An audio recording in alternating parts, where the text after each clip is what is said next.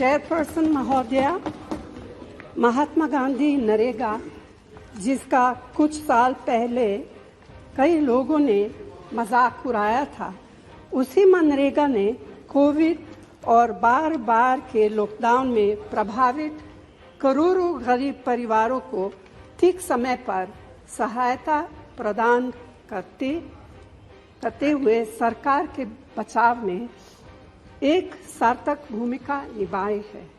फिर भी मनरेगा के लिए आवंटित बजट में लगातार कटौती की जा रही है, जिसके कारण काम मिलने और समय पर मजदूरी के भुगतान की कानूनी गारंटी कमजोर पड़ रही है।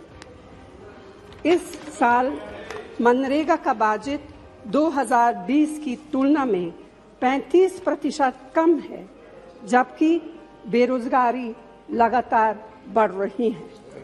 बजट में कटौती से कामगारों के भुगतान में देरी होती है, जिससे माननीय सुप्रीम कोर्ट ने फोर्स्ड लेबर माना है। इसी वर्ष 26 मार्च को सभी राज्यों ने इस योजना के तहत अपने खाते में नकारात्मक संतुलन दिखाया है, जिसमें कामगारों को भुगतान का लगभग 5,000 करोड़ रुपए बकाया है।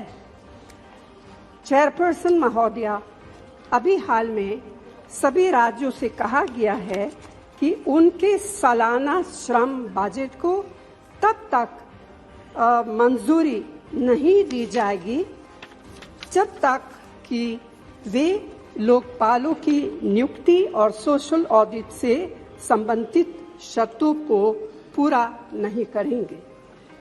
सोशल ऑडिट को निश्चित रूप से प्रभावी बनाया जाना चाहिए, लेकिन इसे लागू करने में कमियों को आधार बनाकर इस योजना के लिए पैसे का आवंटन रोककर कामगारों को दंडित नहीं किया जा सकता है।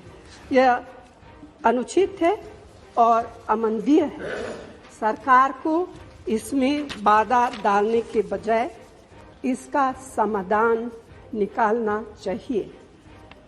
चेयरपर्सन महोदया, ग्राम सभा द्वारा सोशल ऑडिट पर कोई समझौता नहीं किया जा सकता है। इसीलिए मैं आपके माध्यम से केंद्र सरकार से आग्रह करती हूं कि पहला, मनरेगा के लिए उचित बजट का आवंटन किया जाए।